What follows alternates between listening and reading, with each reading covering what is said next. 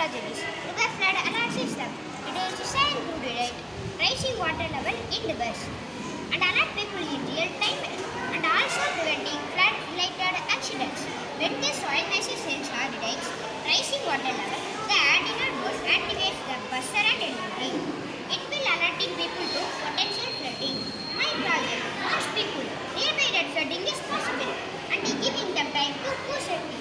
So, using my project in real time and we can provide critical seconds for people to respond and schedules during disaster time.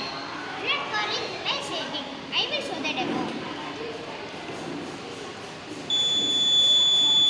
Thank you. Giving me